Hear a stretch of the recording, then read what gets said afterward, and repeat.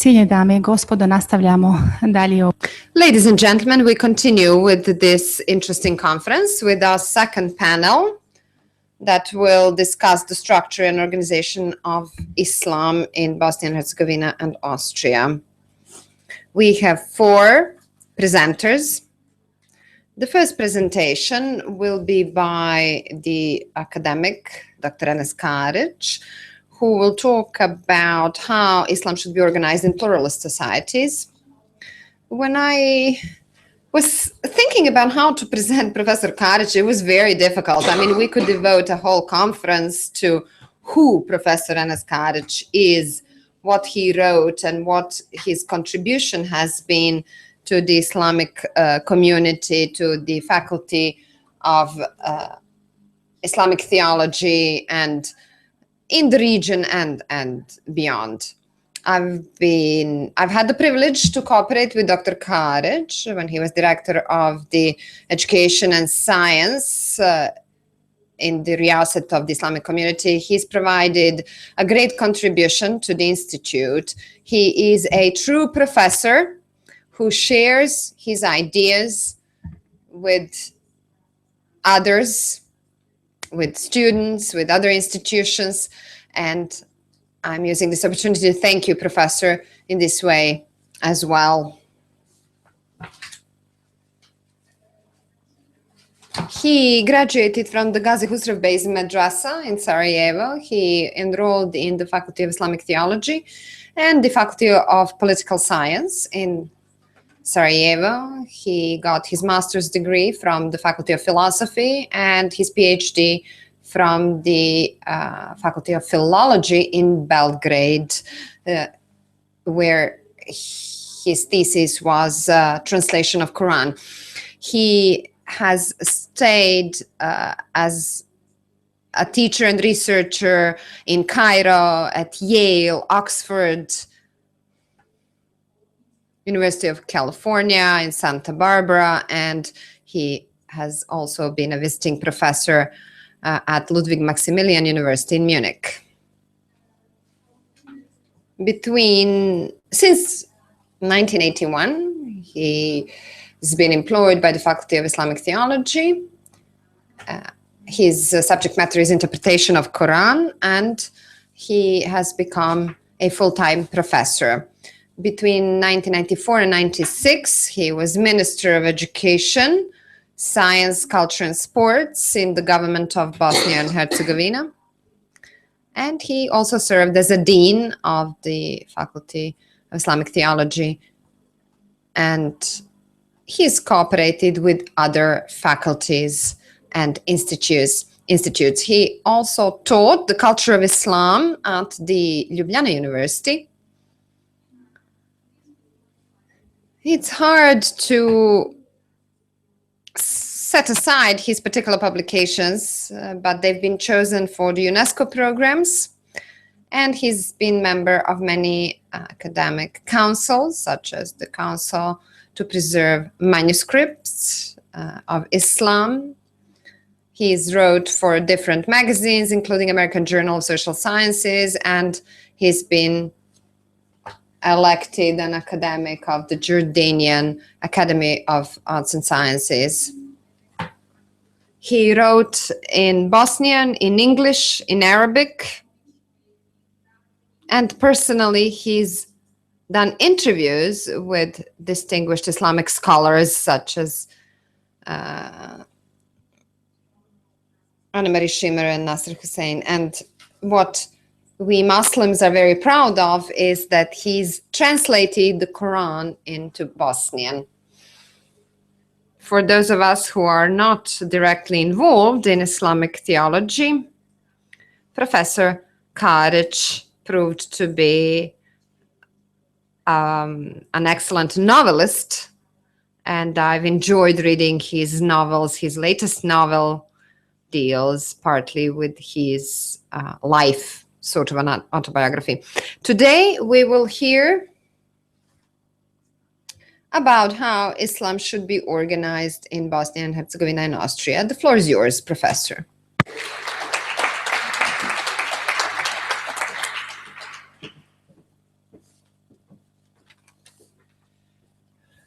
Hvala lijepa. Thank you. I actually have a presentation,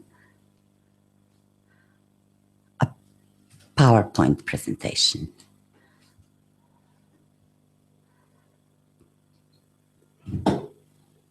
Sorry, a Word presentation.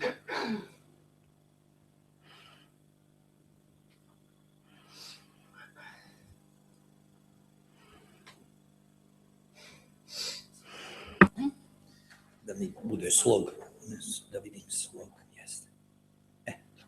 Tako, dobro je. Hvala lijepa. Hvala lijepa. Poštovano slušanje. Distinguished audience, in this presentation I will say something about the interpretation of Islam in pluralistic societies, how and why. And I will start from the perception, which I believe is widely accepted, that the phrase pluralistic societies refers primarily to the countries within the EU. Of course, like many of you, I myself believe that there are pluralistic societies in their own right elsewhere in the world. Pluralistic countries, for instance, in Asia, Africa, or South America. But the term pluralistic societies usually implies those existing in secular states, in developed European and Western democracies. I believe that there are many justified reasons for such a view. In these Western democracies, pluralism is often identified with secularism, but secularism, very important to note, does not mean anti-religiosity.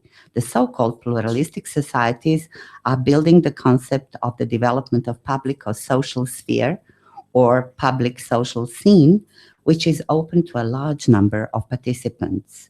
The state, as the main institution or the institution of institutions, ensures that all participants of the public social sphere have equal rights and obligations to express themselves in a peaceful, I repeat, peaceful manner on that scene.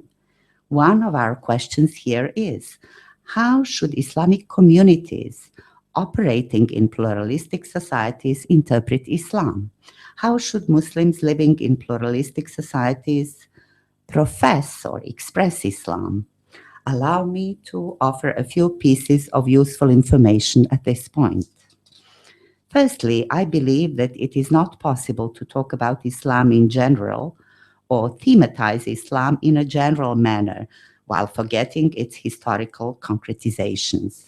It is not that in Islamic history everything was lasting and unchangeable. Perhaps one could intellectually defend the thesis that the only dimensions of Islam through history have maintained their continuity. However, Islam as a state system, Islam as an erstwhile form of theocracy, Islam as caliphate, Islam as a sultanate, Islam as an emirate, etc., they all have changed throughout history and often collapsed. This was pointed out by Edward Said when he said that in the study of Islam, it is wrong to resort to some kind of an essentialized Islam, deprived of history, deprived of a specific social environment or reality. Secondly, The traditional world of Islam was not familiar with the theme of secularism or secularity in its modern meaning, just as the traditional Christian communities, or for example, states with majority Christian population in Europe during the Middle Ages, were not familiar with secularism or pluralism as a defined social orientation, not to say some kind of social ideology, as a conceived secular system and conception which completely dislocates and separates the state authority and power outside the influence of the so-called religious authority. The actual term secularism is rather a recent one. It was first used by English philosopher George Jacob Holyoake in 1846. Thirdly, it is very important for both traditional Islam and traditional Christianity to recognize that their respective societies and social circumstances have considerably changed during the modern era. Let me just remind you that only 2.5 centuries ago, it was not possible to discuss the topics of Islam and secularism or Islam and pluralism because secularism was not a generally or widely accepted social system on this continent. Naturally, today, both Islam and secularism are present in Europe and in the Western Hemisphere, as well as discourse on pluralistic societies. Unlike Islam, which has existed in Europe for more than 13 centuries, secularism appeared on the horizon as an initially promoted social concept only after 1789, as a result of the French Revolution. Under the influence of the modern West, Muslims themselves started from late 18th century implementing the project of bringing up to date their institutions as well as modernization projects. In the Ottoman Empire, projects for the modernization of social institutions modeled after European ones were present since the end of the 18th century. Particularly large-scale reforms were conducted by Sultans Selim III and Mahmud II according to European models. All this influenced the traditional world of Islam, which underwent deep changes. The Ottoman Empire collapsed as the last in a sequence of great Islamic caliphates. Some kind of national Muslim state started to develop. I say some kind of national Muslim states under the influence of Western teachings on the separation. Islam, which used to be a state platform for the caliphate, was replaced in many areas with the ideologies of nationalism, Arab, Persian, Turkish, etc. During the second half of the 20th century, a number of Muslim countries, notably in the Arab Middle East, experienced various forms of the so-called Arab socialism and communism, often including some rigid forms of secularism. It was necessary to make all these observations in order to draw nearer to the topic of interest to the organizer of today's conference, which is the answer to the question of how to interpret Islam in pluralistic societies and in secular state systems.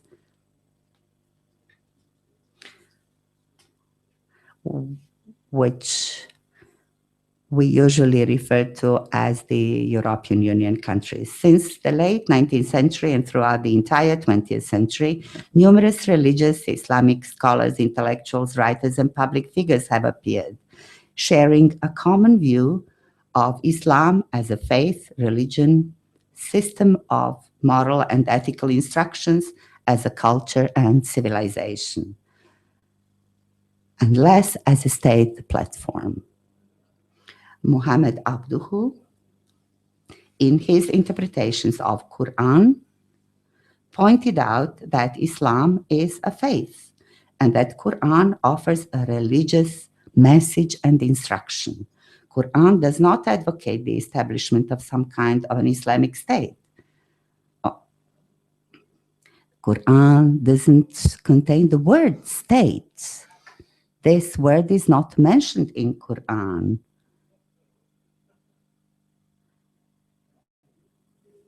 On the other hand, Abduhu claimed that states are being built on the basis of laws passed in parliaments. He visited the British Parliament at that time 3 times, and he was thrilled with the work of the British Parliament of that time.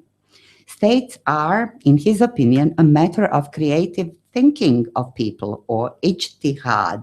You shouldn't confuse this with jihad. This is ijtihad, the making of reasonable efforts, human initiative. The student of Muhammad Abduhu, a well-known Egyptian jurist, Ali Abdurazik, defended the argument that Islam is a religion rather than a state system or a system of government. In his opinion, state systems in the modern time are worldly or earthly matters.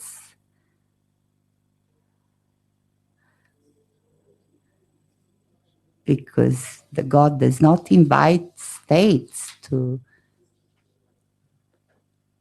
be accountable. Individuals are accountable. In addition, state laws, according to Ali Abdurazik, are equally a product of human mental effort and legal tradition. His book, Islam and Principles of Power, was published and reprinted many times. This is one of doctoral dissertations about this book completed recently in the USA. A Religion, Not a State, the book on Islam. On Abdurazik's view that Islam is not a platform for states, many other Muslim intellectuals during the 20th century also called for Muslim opening toward the concepts of a secular state, as well as to the concept of a pluralistic society where religion, not only Islam, but also Christianity and Judaism, are free. Religions are free in pluralistic societies designed in this way. Taha Hussein was one of prominent figures who advocated the opening of Arab and Muslim societies toward the concept of modern European secular states and pluralistic states. I would like to say that many Muslim theoreticians have a positive view of this form of secularism in many countries in the Western Europe and the USA. They argue that the concept of secularism and pluralism developed and improved after 1945 in the countries of the Western Europe proved particularly positive. This form of secularism can be found in the Federal Republic of Germany, United Kingdom, the Republic of Austria, Switzerland, etc. Also, a somewhat similar form of secularism is found in the modern Republic of Turkey in some periods. This form of secularism on the one hand and pluralistic scene on the other in the Western European countries today provides an opportunity for a prosperous and free life to all believers or non-believers as citizens, including Muslims as citizens. Such a concept of secularism and pluralism was analyzed and justified by a number of today's Western theoreticians and philosophers. According to Habermas, for example, secularism should be understood as a, quote, comprehensive view on the neutrality of the state, which is at the same time understood as guaranteeing similar freedoms to every citizen, unquote. I'd like to note that the concept of citizen gains ever more support in today's Muslim countries. In Egypt, theoretician Muwaidi wrote several articles claiming that the modern concept of citizen is not contrary to Islam. According to him, Christians in majority Muslim countries are not protected people, zimiyun. They are citizens. If we go back to Habermas, he says, secular citizens in their role as citizens may neither deny the religious worldviews are in principle capable of truth, nor question the right of their devout fellow citizens, the right to couch their contributions to public discussions in religious language. These ideas of Habermas are very interesting, and I believe that it should be translated more and understood better. It is evident that Habermas considers his view of the present positive secularism in the context of liberal political culture, pluralism, and democracy. He also says a liberal political culture can even expect its secular citizens to take part in the efforts to translate relevant contributions from religious language into a publicly intelligible language. Bearing in mind the words of Habermas, we have seen that thousands of valuable books on Islam as a religion, culture, history, and civilization are being published nowadays in Western liberal democracies. Muslims in Europe should be reminded of the fact that, for example, the English language is today the leading language of Islam in Europe and in the West. European Muslims should contribute with their discourse on Islam as a religion, culture, and civilization to pluralistic forms of the discourse present in the Western European countries. It is apparent from the above that in today's Western democracies, that is, those developed after the cataclysm of World War II, the area of secular and the area of pluralistic scene, the common space which is overlapping between the groups that belong to it internally or externally, is the space where they can have common interests as citizens. I would like to note at this juncture that it is this type of secularism and pluralism that Muslims in Europe and in the West can realize their specific but also their common interests that they share with other and different believers and non-believers, the citizens in liberal democracies and liberal societies. Naturally, in the countries of the Western Europe and the US, there are many issues about secularism. The most important question is that of power and making general decisions in a society. In the secular systems of the democracies, it is not a religion, church, mosque, synagogue, or religious authority that wields power or make decisions that pertain to the state. In the secular systems of democracies, the power is vested in, exercised, and held by a secular parliament and a secular government. The government is formed on the basis of a secular and general election in the framework of a pluralistic electoral process. However, Muslim communities in Europe today need to be aware of the fact that the concept of secular, as the one developed in the Western Europe after 1945, does not imply atheism. Pluralistic society does not imply atheist society or godlessness or a godless society, and especially it does not mean aggressive godlessness. In the Western liberal democracies, faith and religion are free. They are not under surveillance, and neither faith nor religion is placed on the margins of society. Also, it is important for Muslim communities in Europe to ideally accept that in such a political context that is secular and pluralistic, believing or not believing is neither an advantage nor a disadvantage when it comes to participating in power. At this point, I would like to remember a great Pakistani philosopher, Fazlur Rahman, who was the professor of Islamic studies at the Chicago University, who said to Muslims in America, Islam is not a privilege, it is a moral obligation. It is not a privilege.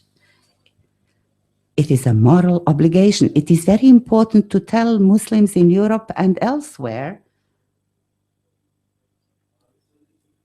It is very important for Muslims, citizens of Western European countries and the USA, as well as the Balkans, to adapt their interpretations of Islam toward cohabitation of Islam as a faith with the governing democratic systems, open secularism, pluralistic scenes, etc.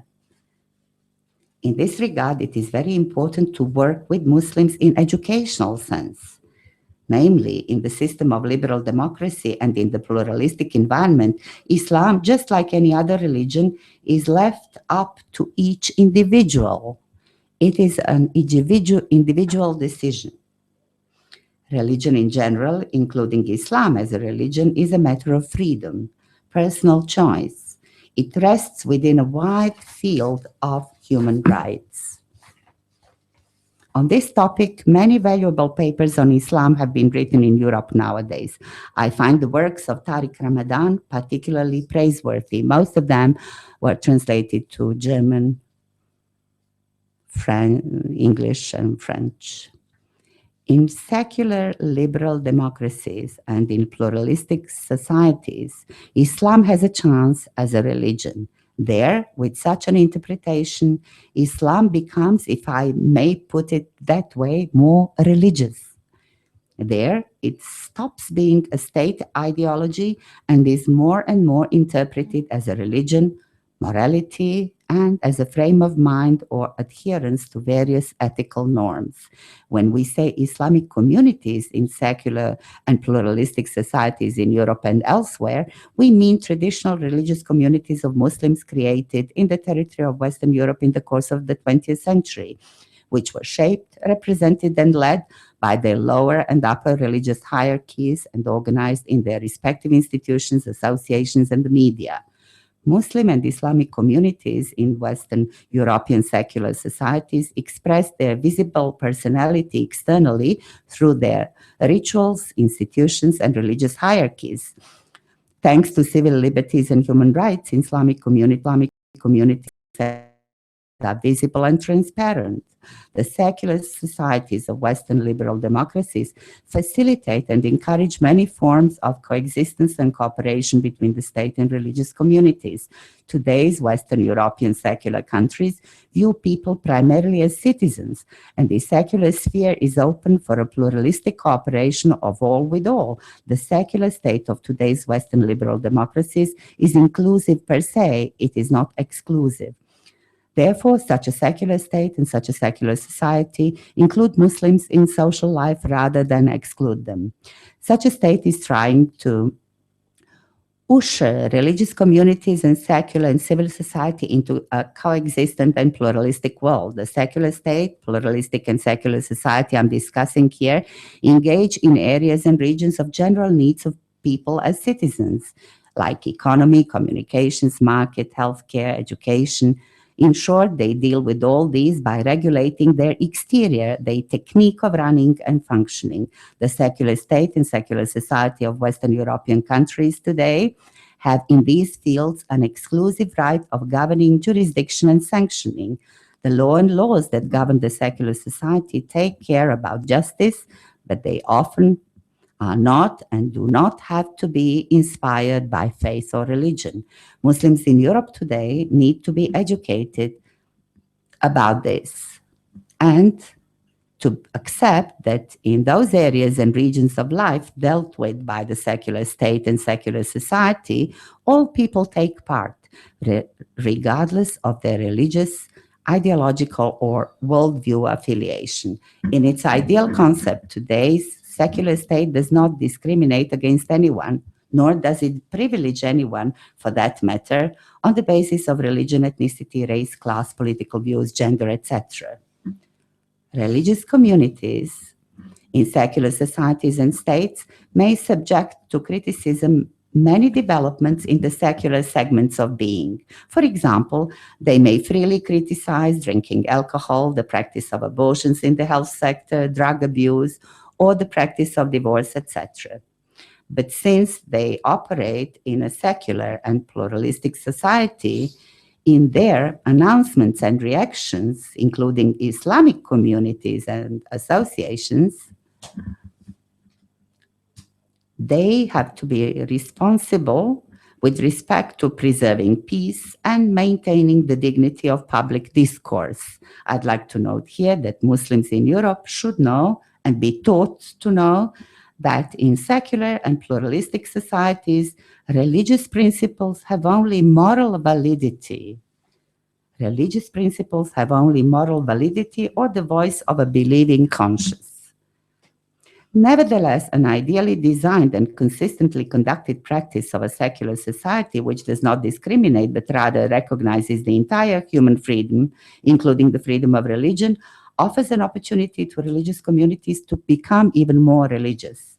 In the present time, secular and pluralistic societies of the developed West have facilitated, helped, and provided the space for religious communities to expand their activities and affairs to an incredible number of areas. I myself have visited a multitude of religious universities, faculties, hospitals, health clinics, societies, and associations of various kinds, media outlets, recreation centers, hotels, restaurants, agencies, etc. These are all examples of a pluralistic environment and a positive collaboration, beneficial cooperation, and coexistence among secular societies and religious communities. I therefore believe that Muslims today should not fear or shrink from a pluralistic scene, and secular society understood in this way. The secular and civil society as designed, diligently and carefully built and practically realized in developed Western European countries over the past 50 plus years, that is after 1945. In these countries, the secular society and the secular state do not imply anything anti-religious or anti-divine. They rather primarily mean state and social impartiality towards citizens on the basis of religion. That is, they imply equal cooperativeness and openness of the state and society to all religions, believers, non-believers, agnostics, and worldviews, as long as believers or non-believers express and realize themselves, their religions and views of the world in compliance with the law and as responsible citizens. Finally, I would like to say that it is very difficult to discuss these issues if we look at the Middle East and daily atrocities, first among Muslims, and then it is very difficult to talk about this when we watch how in the Middle East churches and mosques and other monuments are exploding. But these topics should be covered at another forum. Thank you very much.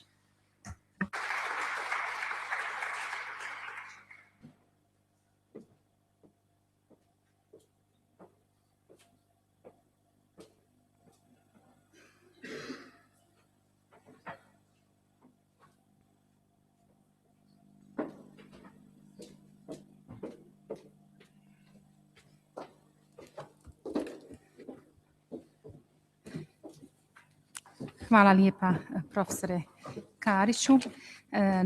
Thank you very much, Professor Karic. We are continuing now with our next speaker. We will be hearing by Professor Dr. Katharina Pabl. She will talk about the Austrian law on Islam from 2015. This is a topic that in Bosnia and Herzegovina has been mentioned a lot in the media. It's an important and interesting topic for us. So just a few words about Professor Pabl. She graduated from the law school in Bonn University, where she also got her PhD in 2002. She has worked for the Bonn University, for the Graz University, and the University of Vienna, where she has become a professor of public law. That is, she's served as a dean of law school in Linz. She is very much interested also in European and international human rights. Since 2010, she has been an ad hoc judge of the European Court of Human Rights, and she's member of the Council on Human Rights and the Venice Commission of the Council of Europe. Professor Pabl, the floor is yours, and I would like to ask you to share with us information about the Austrian Islam law.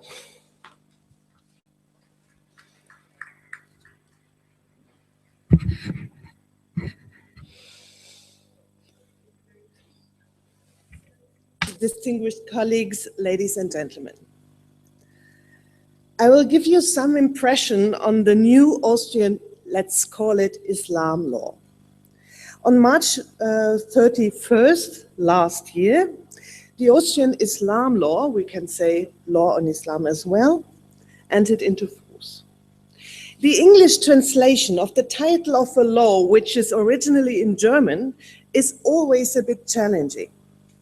The translation Islam law is quite similar to the German title of the law, Islam Gesetz.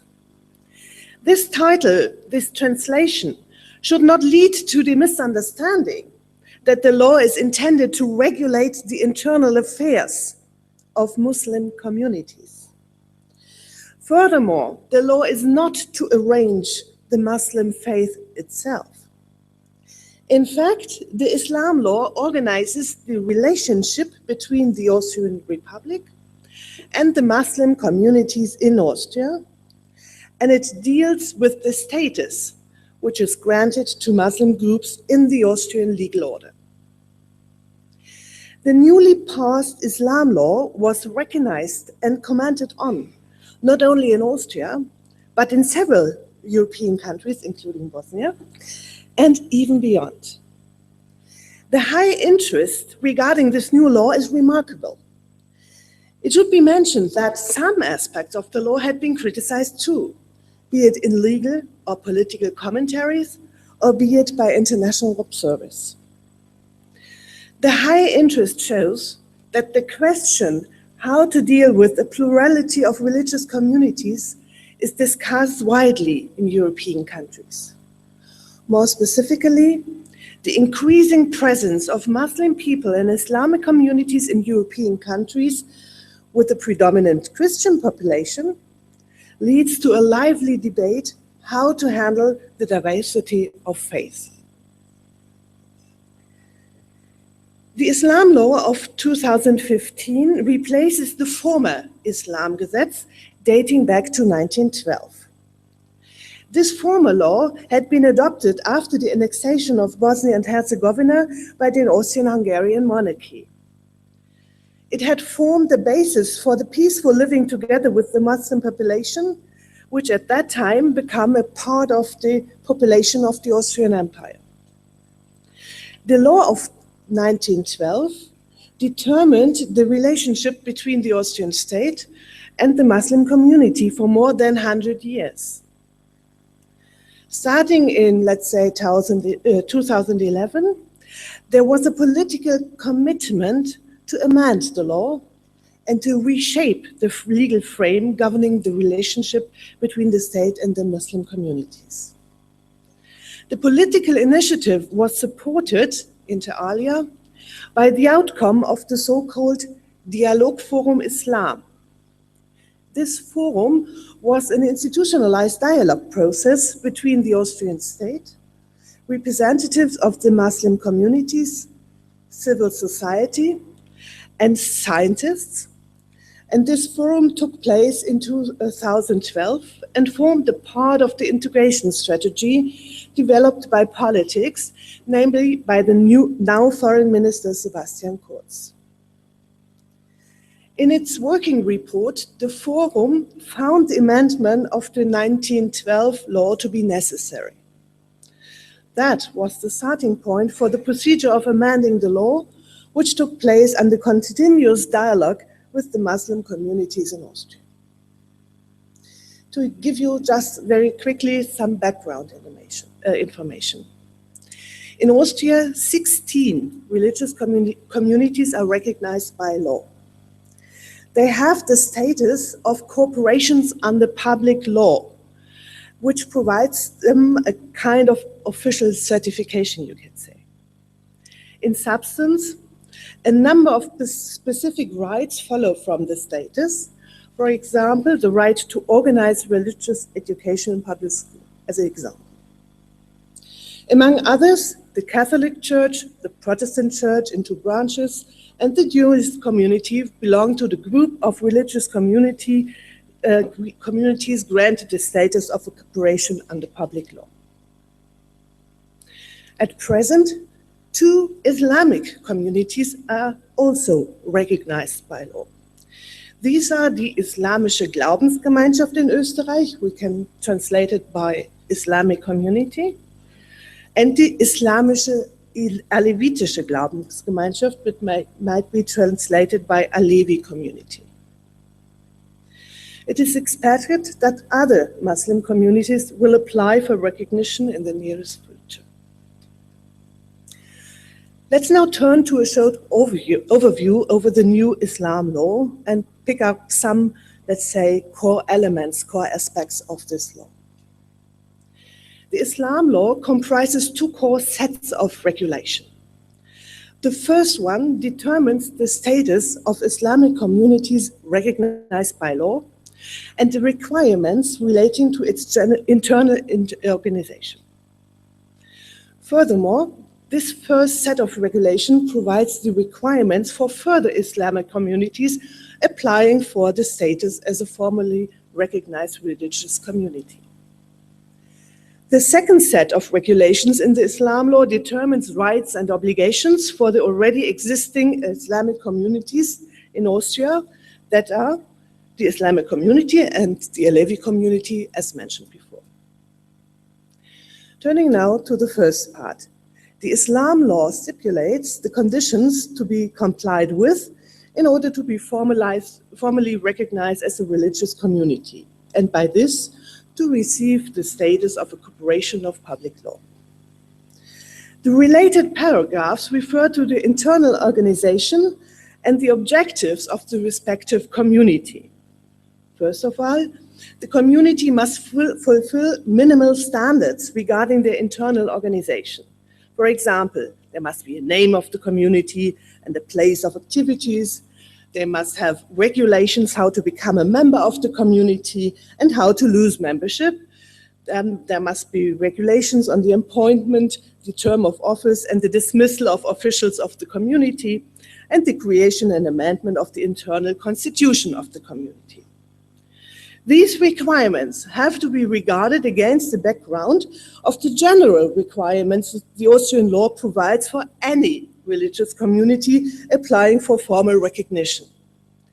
It becomes obvious that the requirements stipulated by the Islam law meet the requirements in the general provisions of the Austrian law on religious communities and slightly concretize them.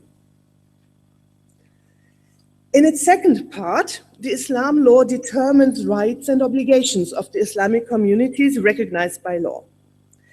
They are related to the Islamic community and to the Alevi community. And they are correlating largely. Among those rights, there are the right to pastoral care in public institutions such as prisons, public health, hospitals, and the army. The right to organize the production of food according to religious requirements, and the right that religious food requirements are respected in public institutions. Furthermore, the right to establish Muslim cemeteries on a sustainable basis. All those rights are not newly granted. They had been granted as a specific aspects of the right to religious freedom already before the entry into force of the Islam law 2015. What is new is that the law mentioned the rights explicitly. According to the expressed will of the lawmaking power, that is to give more legal certainty to the Muslim communities. Moreover, the law guarantees to respect Muslim feasts by numbering the relevant occasions. There are no public holidays, schools are open, everyone has to work, but the approval of the feast aims at protecting religious ceremonies. The right to provide religious education in public schools is not explicitly guaranteed in the Islam law. This right follows from the status as a formally recognized religious community. In Austria, Muslim religious education had been organized in public schools since 1982. The education of the respective teachers is taking place at the Islamic Pedagogic Academy since 1988. The Muslim religious education is centrally organized by a focal point for the Muslim religious education.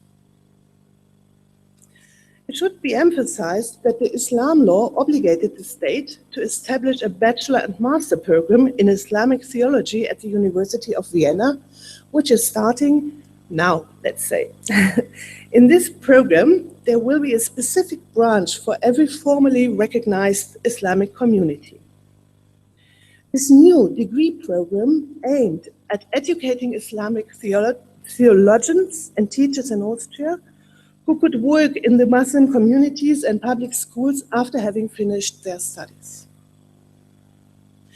One point had been of special interest in the reporting on the new Islam law in Austria and international media. And this point had been criticized by different stakeholders. According to the Islam law, financing of Muslim communities with funds coming from outside Austria is forbidden. More exactly, the Islam law requires that all funds necessary for the activities of the recognized Muslim communities must be gained in Austria. Activities means that the day-by-day activities in the religious life of the members of the respective community. By this, not every kind of financing from outside Austria is forbidden. In fact, the law requires that the running costs are covered by interior subsidies. According to the aim of the law, it is excluded that imams or teachers for religious education are paid from exterior on a regular basis. Singular payments from foreign countries are still possible. For example, the building of a mosque can be financed from the outside. The objective targeted by this rule is to protect religious communities from the influence of foreign countries. Admittedly, this objective is not clearly expressed in the law itself. And according to the law, not only subsidies by a foreign state are forbidden, but also by private foreign persons. Criticism regarding that rule is mainly focusing on a possible discrimination of the Muslim religious communities because the other recognized communities do not underlie such a restriction with respect to the financing, at least not explicitly. Even the question of constitutionality is raised regarding that paragraph. At least, only a judgment of the Constitutional Court could decide on that question. Another aspect of the Islam law had been discussed widely.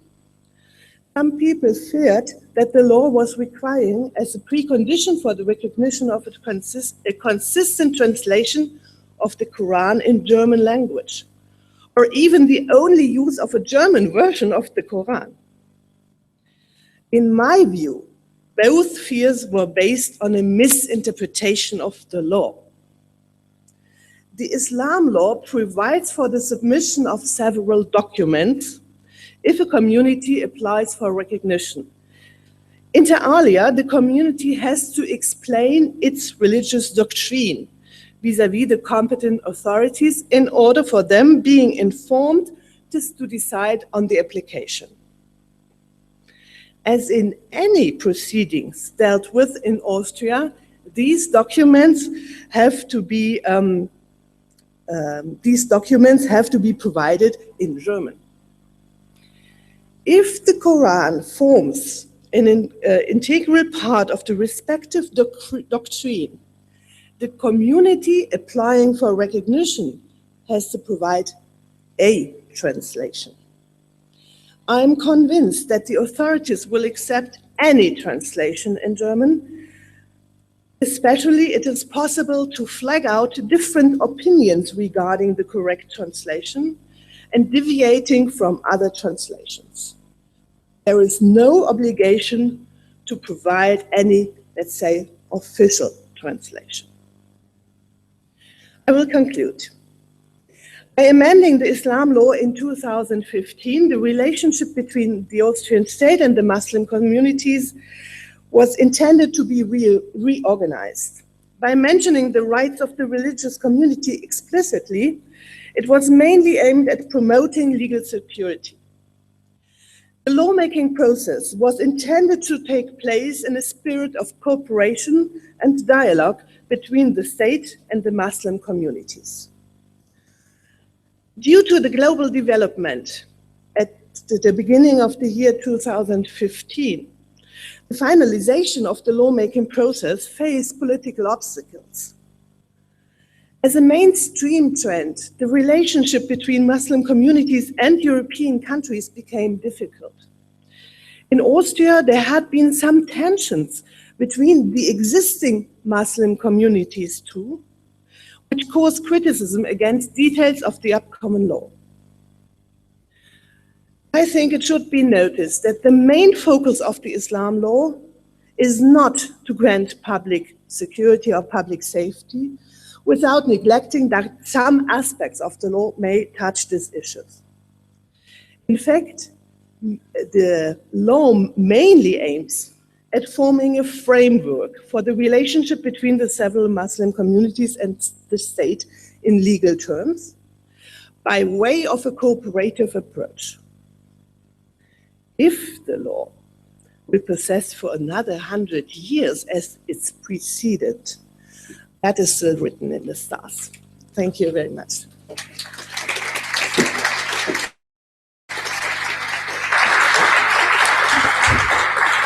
Vielen Dank, Frau Professor Pavel. Hvala lijepa. Thank you, Professor Pablo. We will continue the session with the presentation on a related topic, on the new Constitution of Islamic Community in Austria. Mr. Metin Akürük, who worked at the University of Salzburg for almost a decade and was a member of Constitutional Court since 2010. He has been a lecturer of administrative law and constitutional law at the University of Salzburg in Austria. Since 2013, he's been an attorney, and since he deals with constitutional law, this topic is something that we are looking forward to. Thank you. Please take the floor.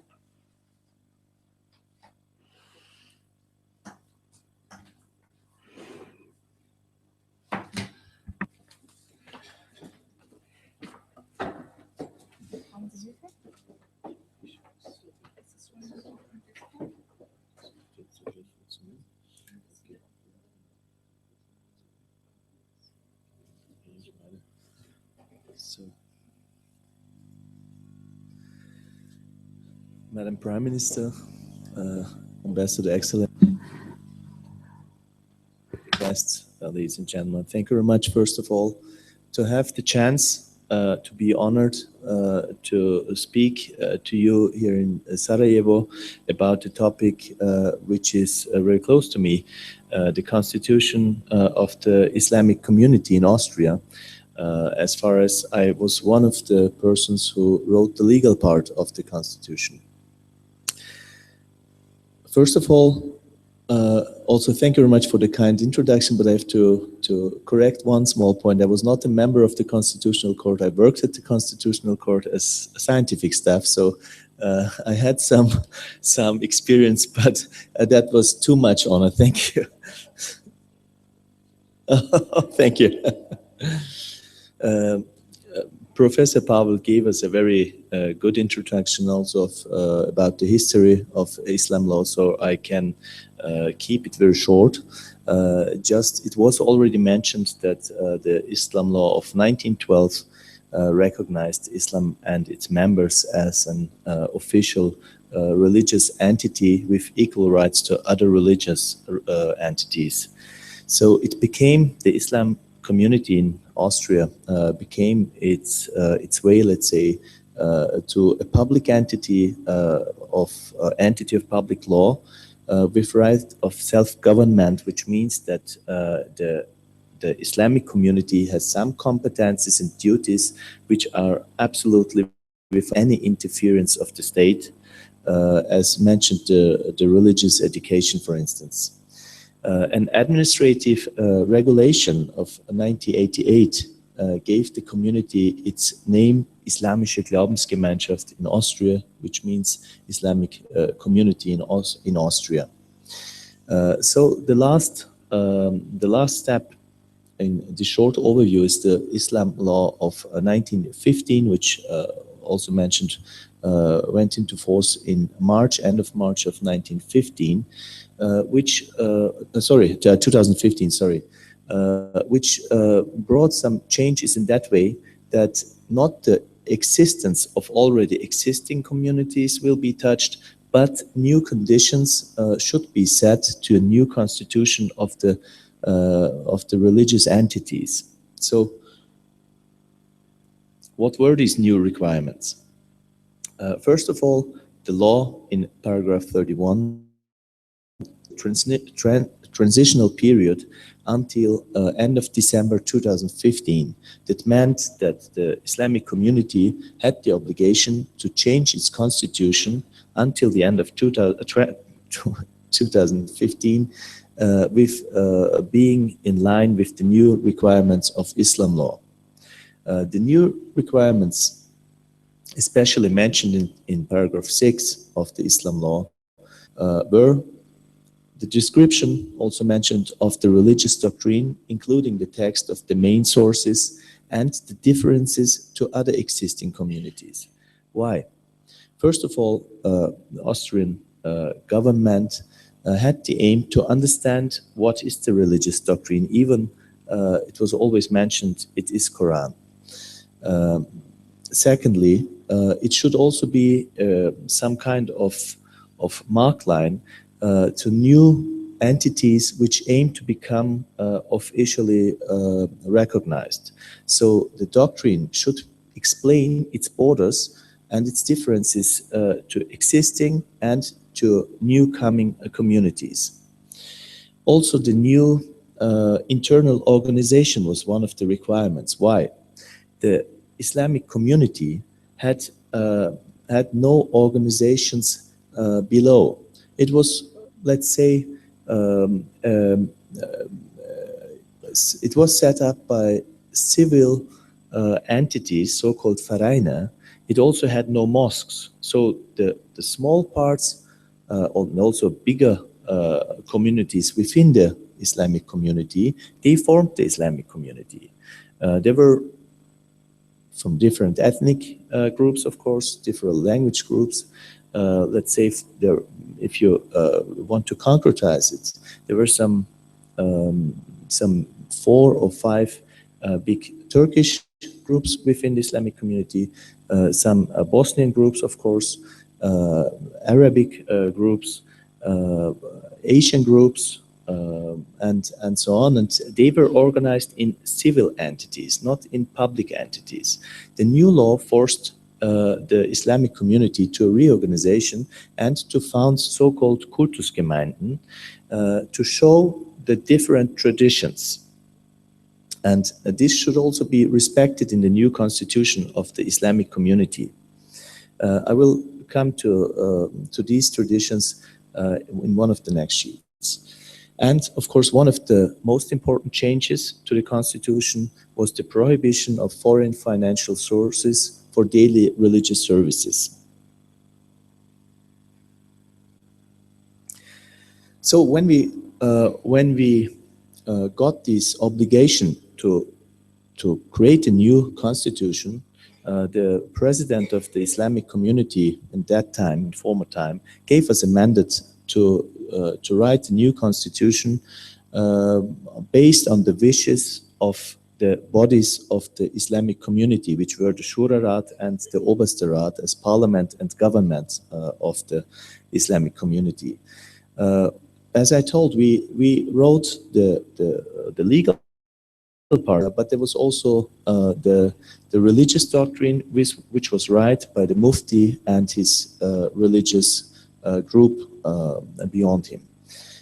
So we spoke about the obligation to give also the sources in German language, which was very difficult because a lot of translations existed, and it was not so easy to agree on some common translation of the Quran to German. And so the Islamic community decided to announce these two translations from Max Henning with different editorships. Also, the Sunnah as the practice of the Prophet, our Prophet was described in very short form. And as a third source, it's called Ijma, some kind of technical consensus which within the scientific community of theologues, method of analogy, which is called qiyas. What was also mentioned in the religious doctrine was that parts of the Islamic community in Austria should be the Sunni traditions, which are the Hanafi, Maliki, Shafi, and Hanbali, and also Shia, Zaydis, and Ibadis. As it was not possible to find a common sense within all these groups for a detailed religious doctrine, the religious doctrine which was part of, or which is part of the constitution now, is very short. It just gives the basic elements. The bodies of the Islamic community, they state the same as in former times. I can, if I may give you an overview, the main body of the Islamic community, which is the parliament and decides about all general rules and, let's say, political impacts, is the so-called Shurarat. The Shurarat has now 113 members. The Oberstarat is the government of the Islamic community with its president, who is part of the Oberstarat. The Mufti, of course, is the religious authority within the Islamic community, but he does not decide himself. He decides together with two other bodies, which are called Beratungsrat. This is the representative body of these so-called Kultusgemeinden, these new entities, and the Imamerat, which is a consulting body of existing of Mufti and religious local communities. For differences within the community, it is settled that an arbitral court should manage and decide everything. So there is no appeal outside of the Islamic community. But there are some exceptions, of course, like the elections within the Islamic community. They can be appealed to state authorities, which also happened in former time. So the elections, which were settled in June 2016, were appealed. The Austrian authority, the chancellorship, decided that the elections were legal, and now the new government with its president is official. And of course, a financial auditor who can guarantee that no financial resource from outside serves for or provides the religious services in daily life. I tried to make a picture about the pyramid within the Islamic community because they are not or let's say the aim of the writers of the Islam law were to show the different traditions within these so-called Kultusgemeinden. Because, as you know, even let's say in the Turkish community, there is no coherent understanding of different traditions. So you have from the most liberal to very conservative understandings, which should be represented in different Kultusgemeinden. What are the requirements? The requirements are hold very low because let's say the minimum indicator was the Shi'i group, which had 10 mosques in Austria. And so we decided to put this minimum indicator to say with 10 mosques and 1,000 members and a coherent tradition within this group, you can become a Kultusgemeinde. Some smaller groups, which were really, which had 1 or 2 mosques, they had the possibility, or they have the possibility, to have settle Moscheegemeinden, which are mosque communities. They are also public entities with all the same rights of other entities, and societies which dealt especially with education and in social life, they should become social associations called Fachverein. So for a Moscheegemeinde, you just need 1 mosque and 40 members, and these Fachverein, they even don't need a mosque.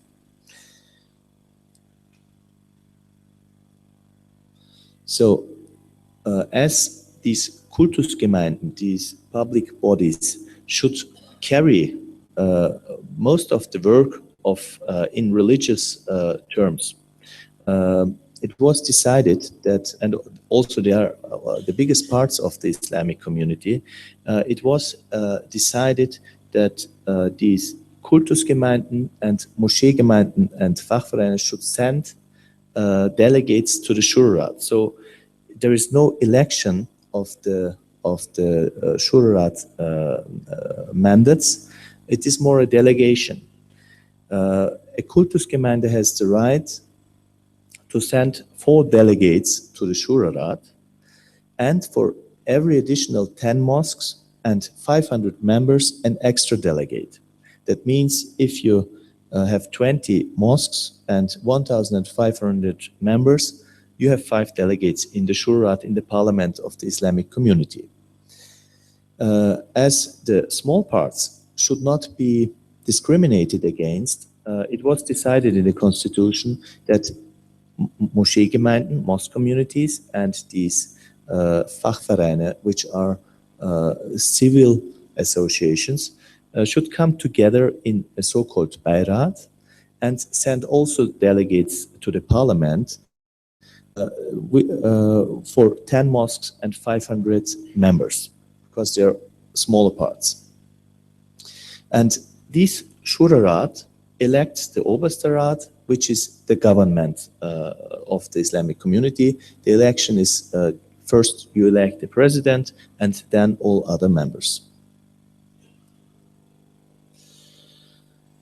So when we speak about the main changes to the old constitution, it was the wish of the Islamic community in Austria to change some specific points, and the rest should just be adapted to the needs of the Islam Law 2015.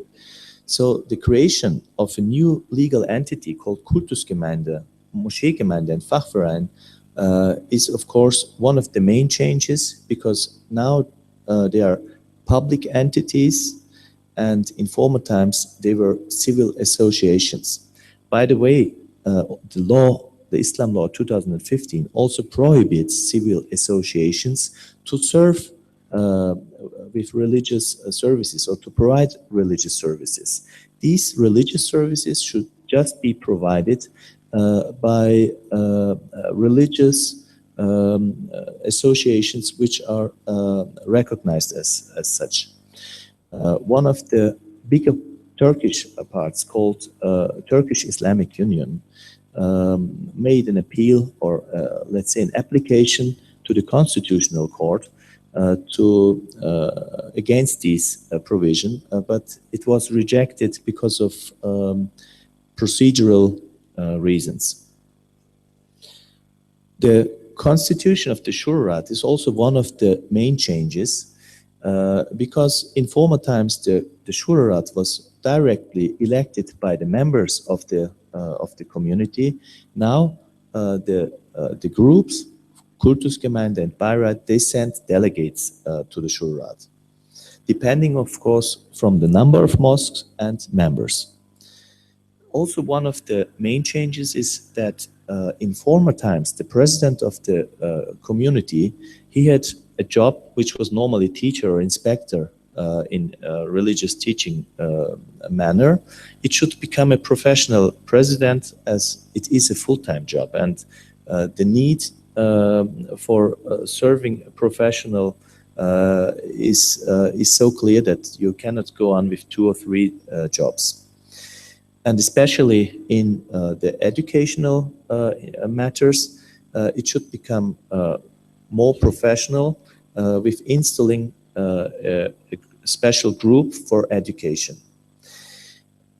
Also, a very main change, which was also criticized by some groups, is the abolition of ethnic limits of representation in the Shurat. Because the old constitution had a provision that just 50%, or the limit for an ethnic or language group, is 50% of representation. This rule was abolished now, or deleted, and the main reason was that the Turkish groups found that not very democratic, that there is a border, and they said the ethnic reason or background should not be an obstacle in representation. So this is also one of the main changes. So I tried to give you a very short overview.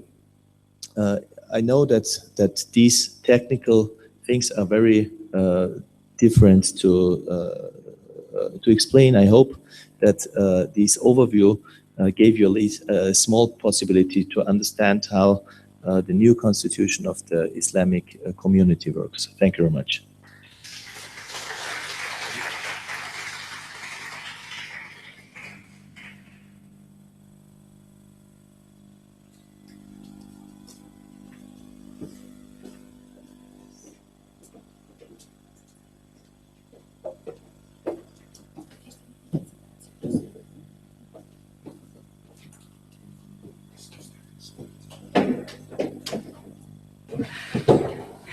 Hvala lijepa, doktore Met.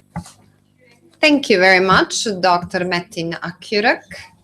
And the next presentation will be the final one on our panel, and that is the presentation by our distinguished professor, Dr. Hilma Neymarlia, who will talk about the constitution or the statute of the Islamic community in Bosnia and Herzegovina. Briefly, I will present Professor Neymarlia. He graduated from the Gazi Husrev Bey's Madrasa and studied sociology at the Faculty of Political Science. His master's degree was acquired at the Faculty of Philosophy in Sarajevo. Since 1977, he's been teaching at the Faculty of Islamic Theology. He has been the editor of many publications of the Islamic community in Bosnia and Herzegovina. He's also been involved in politics. Since 1998, he was a deputy in the House of Representatives of the Bosnian Parliament, and on 2 occasions also he served on the House of Peoples. He has also been involved in the legislation of the Islamic community. He was the president of the council on 2 occasions, and he will talk to us today about the constitution of the Islamic community in Bosnia and Herzegovina. Hvala. Gospođo Šuško, dame I gospodo, ekscelencije, profesori. Your Excellencies, dear colleagues, ladies and gentlemen, the passage of the highest normative act of the Islamic calling the highest act of the Islamic community a constitution is a bit questionable. Obviously, this is not the highest fundamental law which establishes a legal order in a country. It's not even a law. in the usual meaning of the sense, which basically includes the right of the state to enforcement. It would be easier if we were to ask what the constitution of the Islamic community is and answer formally, with a formal approach, but the constitution of the Islamic community couldn't even be considered the highest normative act in the normative system of the Islamic community itself. Now, the answer that I would like to offer is that the constitution of the Islamic community in Bosnia and Herzegovina is an act of the power of the Islamic community and the will of the believers, which gives the strength of its contents. This is the right answer, but it's not clear enough. It requires some more explanation. And that is why my explanation will be a presentation of history in an attempt to explain that definition. The first time we call the highest normative act of the Islamic community in Bosnia and Herzegovina constitution was done when the constitution of the Islamic community of the Kingdom of Yugoslavia was declared in July 1930. The adoption of the constitution was preceded by the law on Islamic community of the Kingdom of Yugoslavia, passed in January 1930, which abrogated the statute for the autonomous administration of Islamic religious and property and educational affairs in Bosnia and Herzegovina, passed in 1909, originally under Austria-Hungary. The law on the Islamic community at the level of the Kingdom of Yugoslavia also abolished the autonomy of the Islamic religious community and established the Islamic community of the Kingdom of Yugoslavia under the jurisdiction of the Ministry of Justice in Belgrade. The law stipulated the procedure for the adoption of the constitution, which included drafting of the text of the constitution within the Islamic community, but its adoption or its passage by the Minister of Justice and final signing into law by the king. Meanwhile, and before the constitution was passed,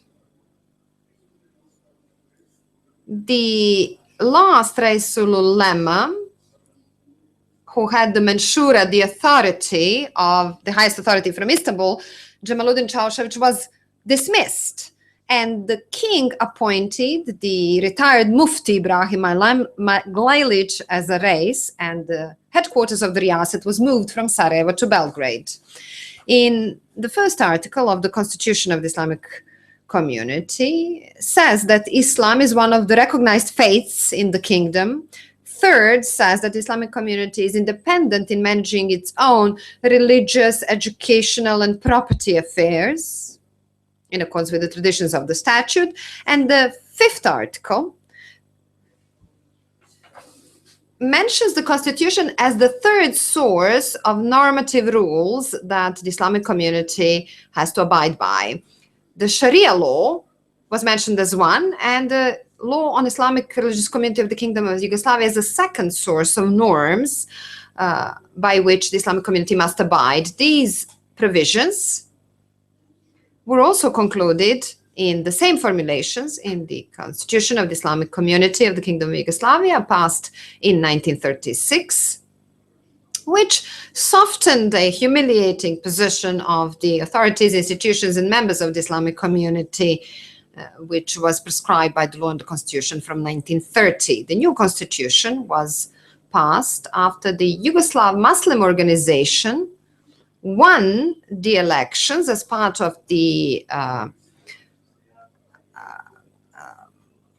opposition in 1935, and accepting the requests of its leader, Dr. Mehmet Spaho, who conditioned the participation in power by changing the constitutional arrangement of the Islamic community and returning the headquarters of the Reisul Ulema to Sarajevo. 5 years after the second constitution of the Islamic community was part.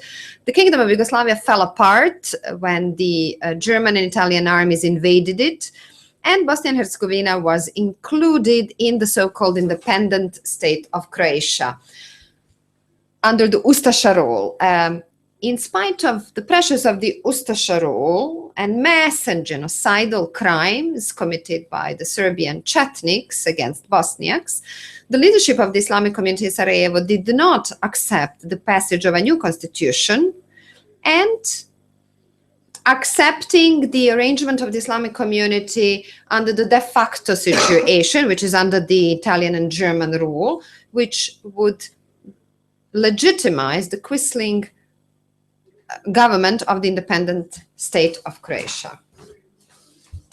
The first constitution of the Islamic religious community in the Federal People's Republic of Yugoslavia was passed in 1947, whereby the right of the Islamic community to public expression of faith and religious practices was formally legalized, and it also confirmed its independence in the management of religious, educational, and property affairs.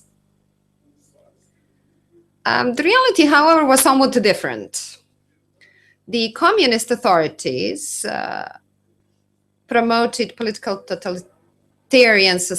totalitarian society and atheist worldview, and disabled political, cultural, and social influence of religion, trying to also monitor and oversee and control religious communities. For the Islamic community, this had an additional consequence because the importance of representative bodies of the believers was much bigger than in other traditional religious communities, because in the third year of the Federal People's Republic of Yugoslavia, Islamic community was left as the only institution of the Bosniak people. Even though during the war, they've been treated as one of the three equal Bosnian and Herzegovinian people, and even though by percentage-wise they had the highest number of victims among the South Slav peoples, the Bosniaks were at the time deprived of the right to their own institutions. 3 more constitutions of the Islamic communities were passed after that, in 1959, 69, and 1990. The 1959 constitution formally was a step backwards compared to the constitution from 1947. Its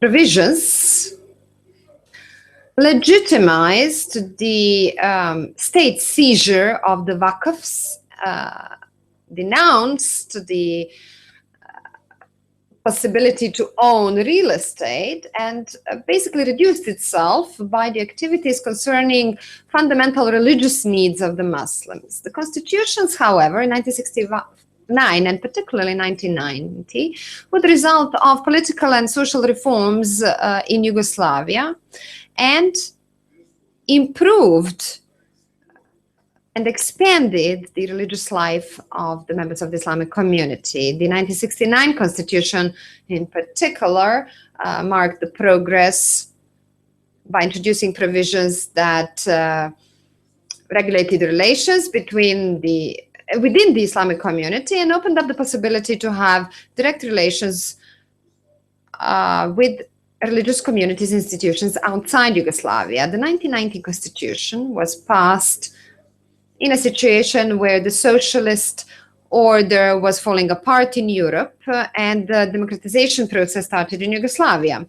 Its provisions particularly show the spirit of liberating practical and live religiosity to the detriment of its administrative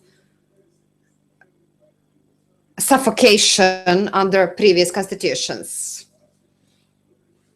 Similar formulations were contained in the constitutions of Islamic community concerning the independence of the Islamic community and the limitation of duration of the constitution as a normative system.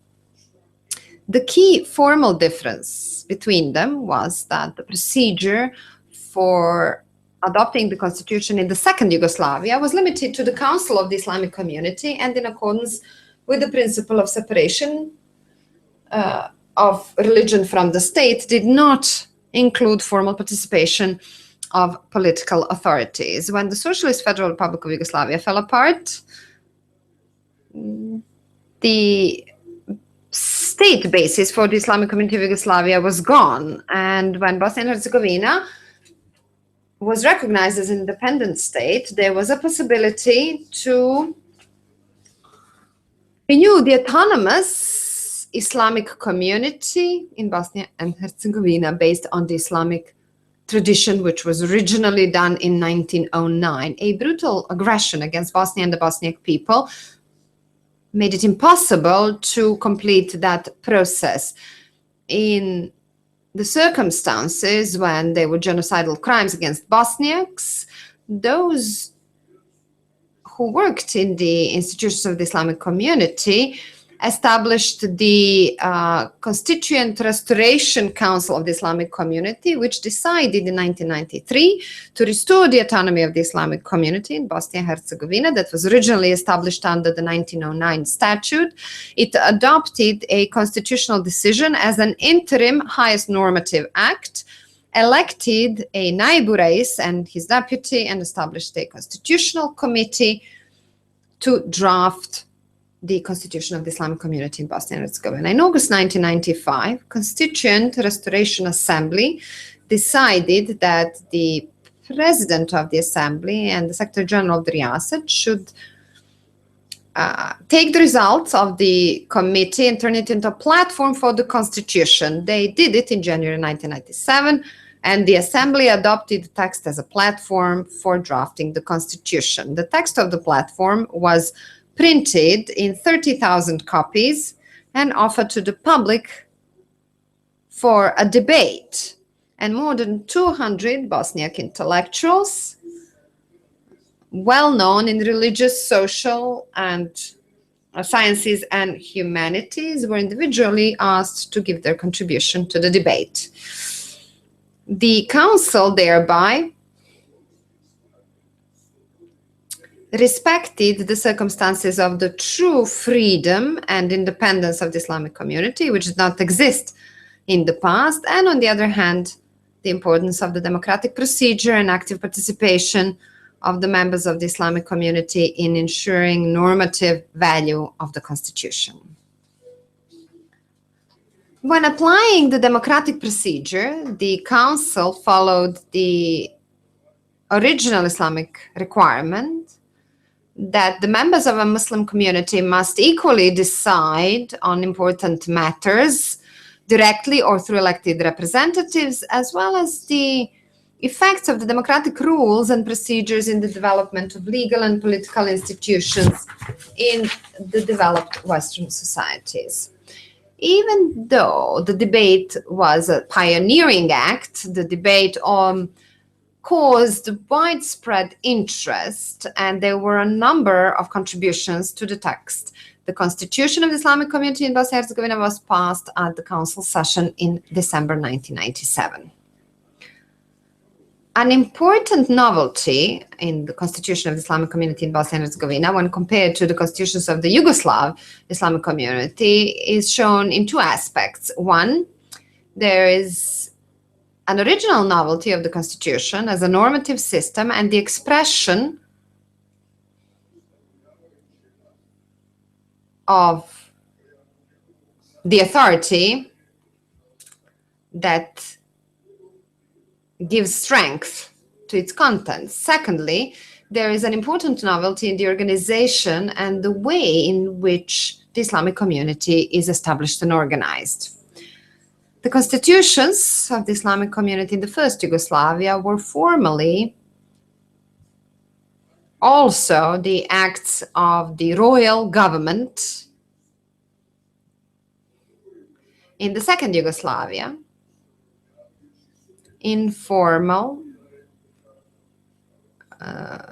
subject that established the constitution was the state political authority. This was to serve the interests of the state primarily even to the detriment of the interests of religion and believers. However, all Yugoslav constitutions of the Islamic community contained provisions on independent management and organization of the Islamic community, and the provision saying that the Islamic community may act under the Sharia or Islamic law, under the state law, and under the specific constitution.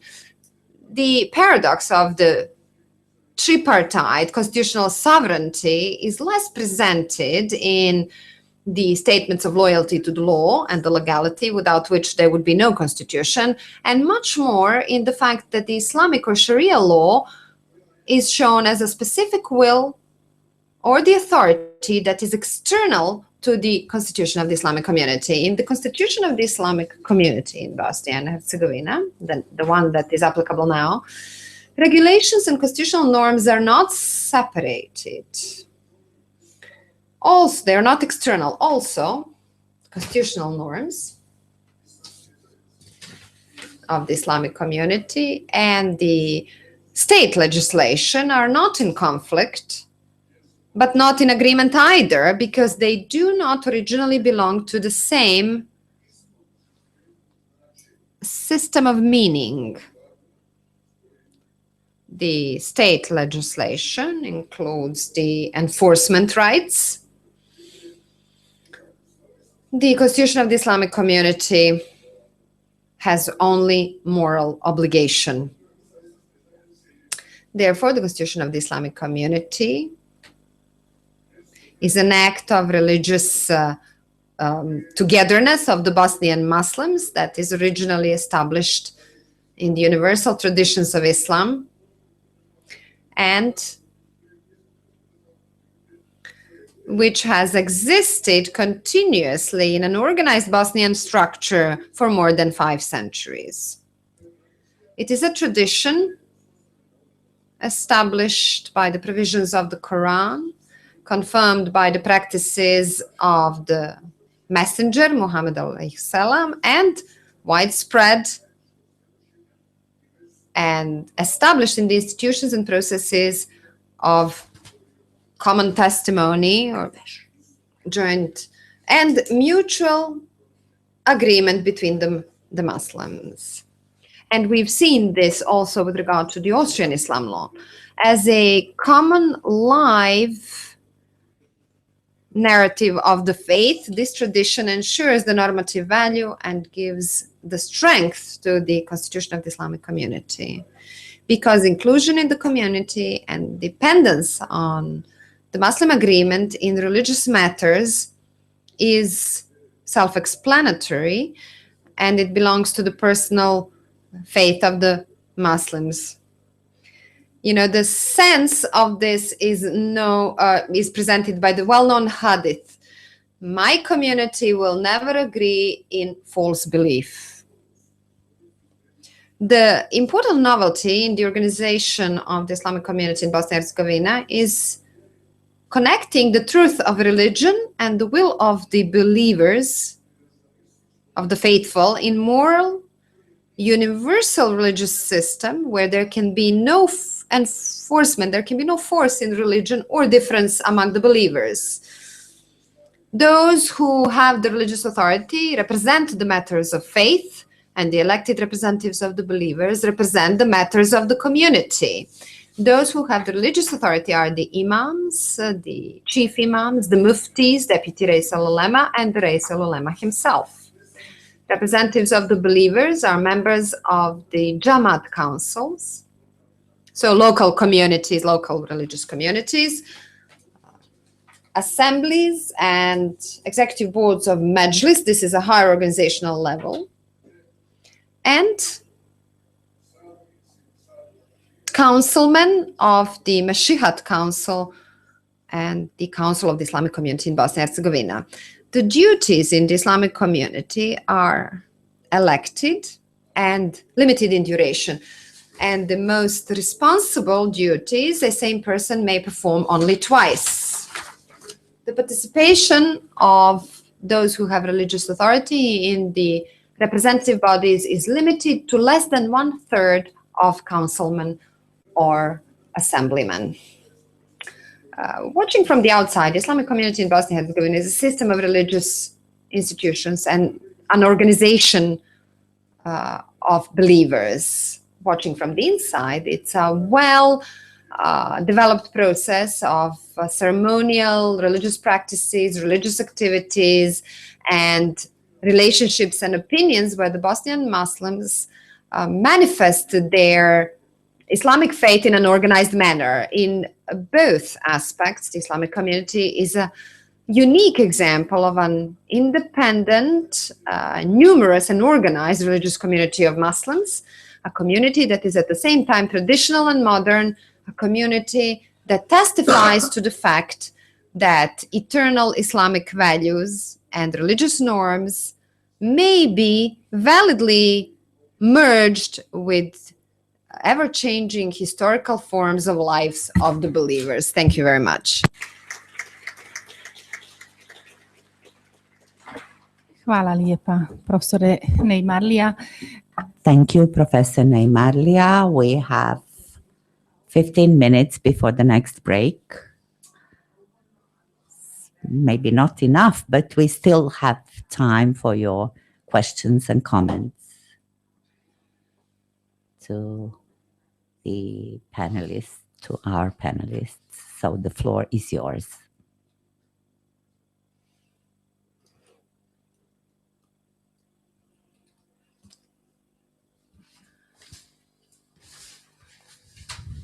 It's extremely interesting to listen to you. And I would like to ask whether you on the panel can draw a comparison between the Muslim and the Austrian model, the Bosnian and the Austrian model on the constitution for an Islamic faith community. You have a question besides one of the, Yes, or to all of them? I would like to hear actually all of them, or I don't know how much time there is, to compare the two models and to see that they seem similar to me, but I'd like to hear from the panelists what their opinion is. Who wants first? Možete možda sa ovog mjesta, možete isto odraditi.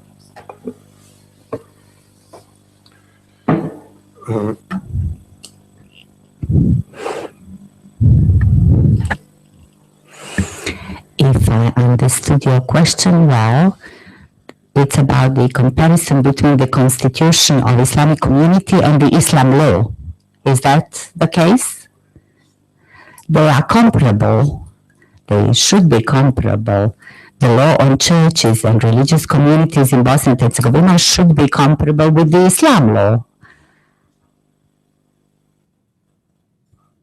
And that is one comparison we can make. The Constitution of Islamic Community regulates internal relations in the Islamic community. The Islam law in Austria regulates the relationship between the state and religious communities of Muslims, leaving it upon the Islamic communities to define their internal organization. That was one of the reasons why the Islamic community in Bosnia and Herzegovina fully supported the Islam law passed in Austria. So the constitution of the Islamic community can be compared at the general level in terms of ensuring rights and freedoms of Muslims within the religious communities in Austria and the Islamic community in Austria as a whole and the Islamic community in Bosnia. We can take the example I mentioned when I said that the Islamic community organization reflects the continuous universal tradition of Islam, with the main sources being Quran, Sunnah, Ijma, and Qiyas, which is both valid for the Islamic community in Bosnia and Herzegovina. So these are the common elements, but a formal comparison between the Austrian law in terms of the status of religious communities or the Islamic communities and the status of Islamic community in Bosnia and Herzegovina can be made by comparing the law on legal position of churches and religious communities, because that law defines the position of religious communities and religion. We are happy that, if I understood the intention of your question well, the compliance between the internal organization and the space for the religious practice in the Islamic community in Bosnia and Herzegovina and the Islamic communities as part of a unique Islamic community in Austria, based on the tradition, but as Professor Karic said, and we heard from others as well, in terms of moral communities, communities that require the members, the believers, without force, without enforcement. They oblige them by way of morality rather than force. In that sense, the Austrian Islam law and the law on the position of religious communities in Bosnia and Herzegovina both guarantee and ensure the rights to Muslims as well. So all members of the traditional religious communities here. However, for us, it is especially important that during the drafting of the new law on Islam in Austria, the century-long traditional functioning of the 1912 law was taken into account, because that law was passed to regulate the position of Muslims during the Habsburg rule. And the Muslim community at that time was mainly made up of Bosniaks. So the Bosnian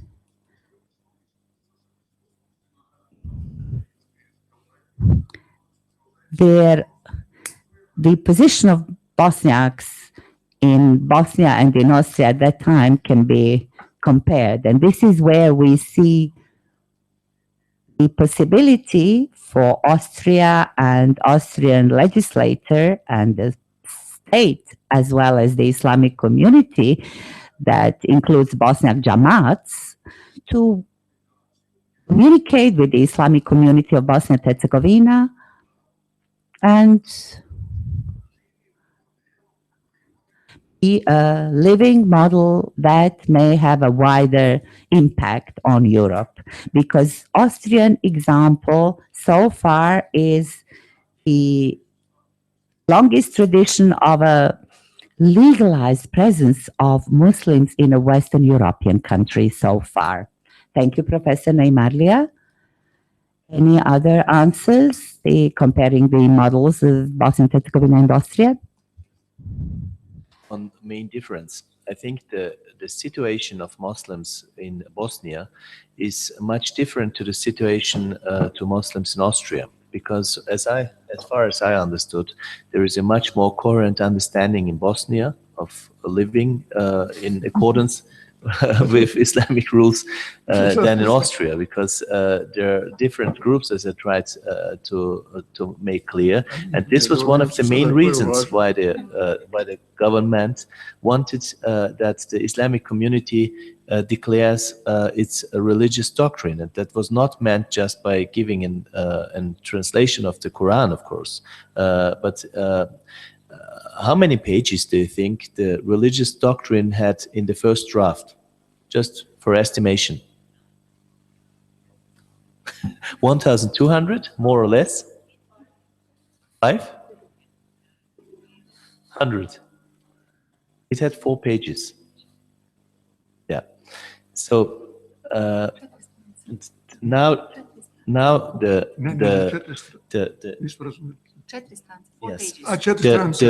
the accepted version of the religious doctrine, it has about 15 pages. So the 15 pages, 15, not more than 20, I'm sure. So the legal part of the constitution of the Islamic community, which just gives the rule, the organization and so on, is much longer and much more detailed than the religious doctrine. So the employee of the chancellorship first said, look, that's just Islam for beginners. I want to have an idea about what you mean. And so that shows how difficult it is to find a common sense. Beside the side, of course, we had a lot of pressure. When I say we, the organization had a lot of time pressure, of course. It is not so easy to write 1,200 pages in 5 months. But it shows also that it is very, very difficult to find the common sense between the Shia groups up to coming to the Turkish, Bosnian, and so on. And so it was just a very, very, very common sense what was given. And I think that's one of the main differences. So it's not so easy to compare the situation.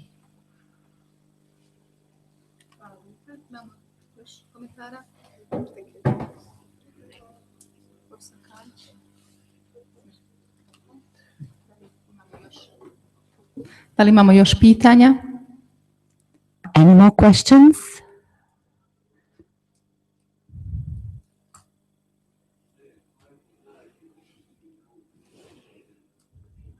No?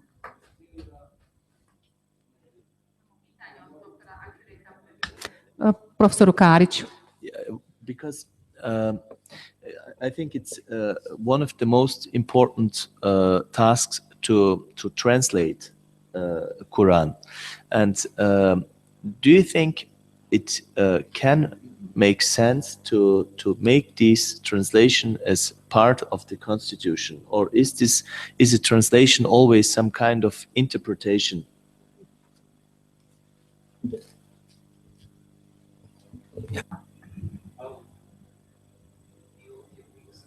Here in Bosnia, we have a very long tradition of translating Quran. The first complete translation was made by a Serb, a remarkable person. His translation was published in 1895 in Belgrade.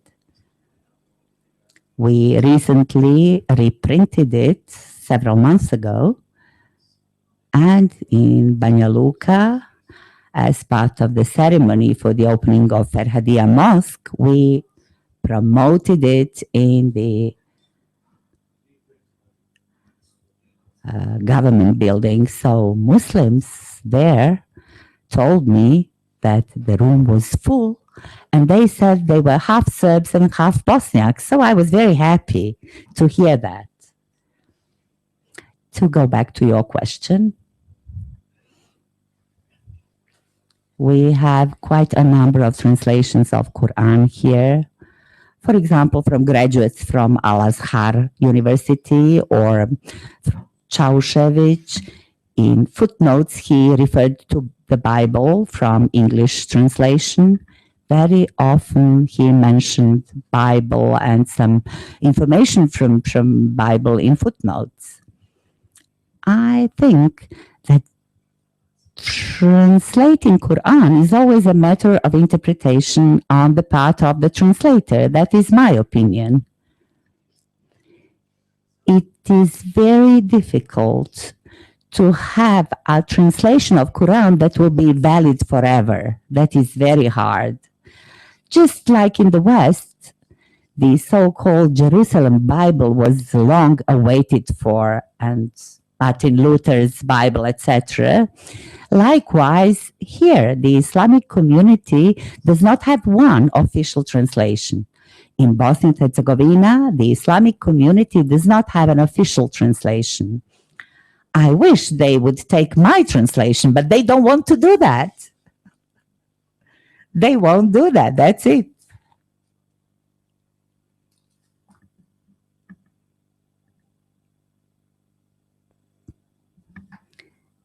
Just for the sake of illustration, I wanted to ask the professor to talk about the comparison and the Islamic community, Islam law and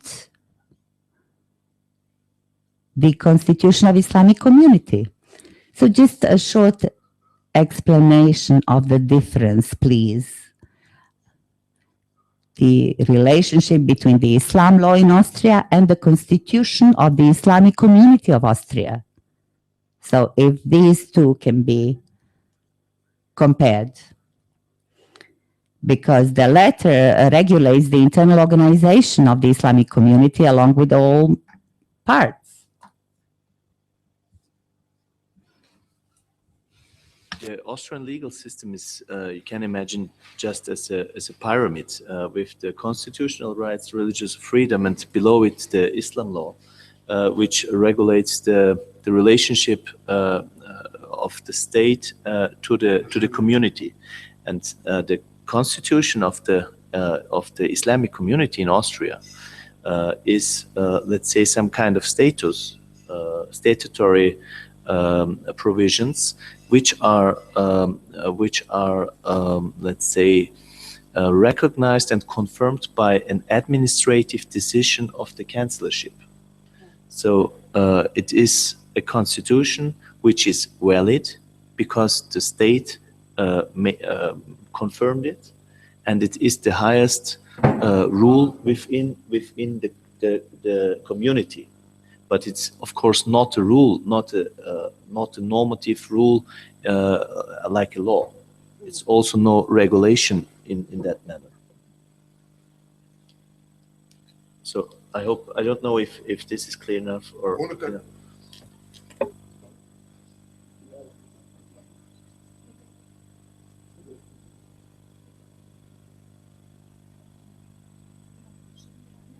Još javljanje?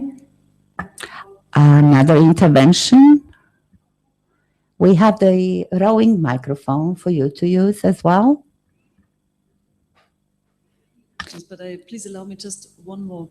And thank you for the comments from the panel on the differences or commonalities between the constitutions of the Islamic faith communities in Bosnia-Herzegovina and Austria, also on the Islam Act and the relationship between state and religion with regard to Islam in Austria and in Bosnia-Herzegovina.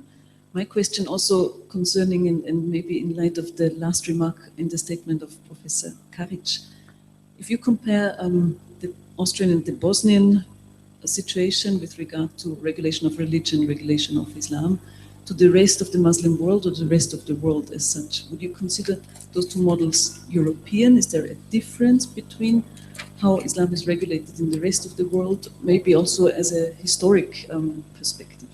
Thank you. Ja, vaše pitanje je...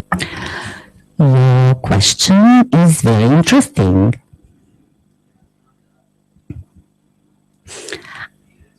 I know that when you visit the Middle East countries, just as the same as when I visit them, when I go to Saudi Arabia or Egypt, you don't see the Islamic hierarchy separated from the state. You always see them as one.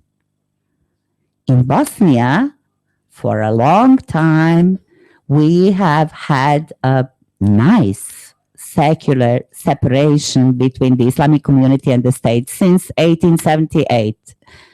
Since the establishment of Islamic community in 1882, actually. And I think for Muslims in Europe and in the Balkans, this European model is much closer to my heart than the merger between the state and the religious hierarchy, where you really don't know who is who. Also, we have the following phenomenon, what Islam calls ulama, the religious authorities. A German wrote a very nice book, Der Ulema. I think his name is Lemke. And he described the decline in the influence of traditional religious thinkers and authorities in the 19th and 20th centuries. The loss of their influence because the state accepted to have their own muftis. The states were very often ideological states, Arab socialism, Arab communism, Arab nationalism, just to mention a few. also the decline in the influence of traditional ulama also influenced the state appropriating all sectors in the countries of the Middle East, including Waqfs, religious universities, etc. So if you ask me, I personally will always give this answer even in Tehran or Riyadh and say that this system of separation of Islamic or any religious communities from the state is a more appealing system to me, a better system to me, because believers have their free subjectivity to express. And as Professor Neymarlia said, the religion and faith is accepted out of freedom. It's much from me. Thank you. Thank you, Professor Karic. I believe our time is up. We finished this panel. I would like to thank all panelists for their extraordinary and very interesting presentations. Now, lunch will be served downstairs at the ground floor of the library, and we'll resume in an hour at 2 p.m. Thank you.